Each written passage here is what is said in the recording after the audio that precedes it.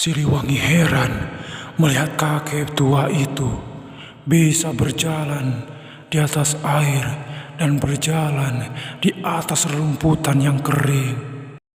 Tubuhnya begitu ringan, bisa terbang melayang seperti burung. Sedangkan Prabu Siliwangi sudah mempelajarinya berbulan-bulan, namun hanya bisa 5 langkah berjalan di atas air.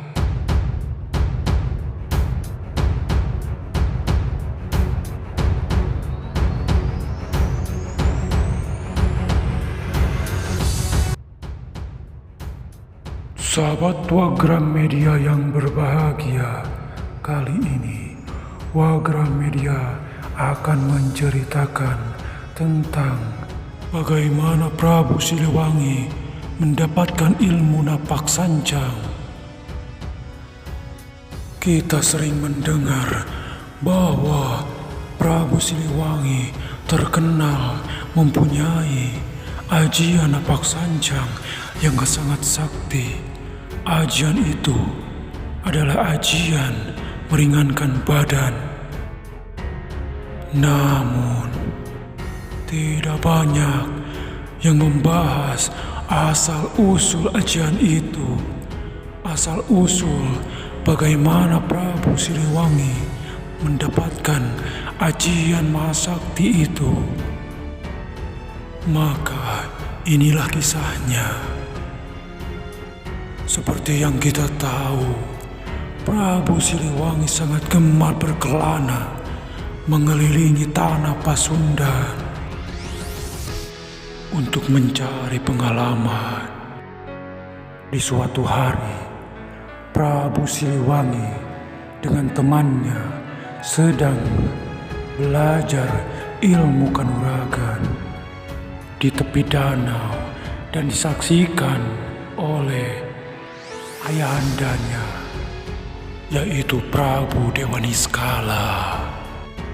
Keduanya menggunakan senjata pedang, dan ketika mereka sedang berlatih, senjata Prabu Siliwangi terlempar ke arah danau.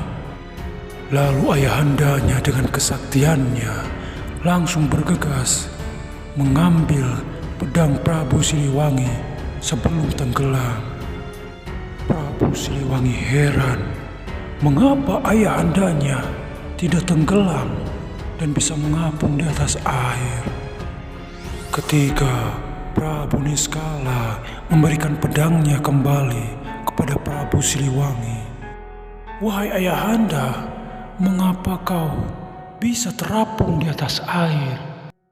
Mengapa tubuhmu begitu ringan, wahai ayahanda?" "Ayahanda cuma menenangkan diri setenang mungkin." "Wahai ayahanda, aku ingin mempelajarinya." Prabu Dewaniskala berkata, "Wahai anakku, tidak mudah untuk mempelajari ilmu ini. Kau harus tenang seperti langit dan mengalir seperti air." Prabu Siliwangi tetap dengan keinginannya untuk mempelajari ilmu yang dimiliki ayahandanya. "Wahai ayahanda, apapun syaratnya akan aku ikuti." "Baiklah wahai anakku, pergilah ke daerah Sancang. Temuilah guru ayahanda yang berjuluk Eyang Mahaguru." "Baiklah wahai ayahanda, aku akan berangkat ke tempat yang ayahanda maksud." Tidak banyak basa-basi, Prabu Siliwangi langsung bergegas ke daerah yang ayahandanya maksudkan. Hari demi hari berlalu, Prabu Siliwangi akhirnya sampai di tempat itu. Ketika sampai, Prabu Siliwangi dihadang oleh sosok pendekar yang mengajaknya untuk bertarung jika ingin masuk ke daerah ini. Seperti yang kita tahu, Prabu Siliwangi adalah orang yang pemberani dan pantang untuk menolak pertarungan. Pertarungan pun dimulai. Pertarungan yang sangat sengit. Prabu Siliwangi berhasil menandingi kesaktian pendekar misterius itu. Namun, ada ilmu yang tidak bisa Prabu Siliwangi tandingi, yaitu pendekar itu bisa berjalan di atas rumputan dan bisa berjalan di tepi danau seperti yang ayahandanya kuasai. Hingga akhirnya Prabu Siliwangi menyadari bahwa pendekar misterius inilah yang dimaksud oleh ayahandanya.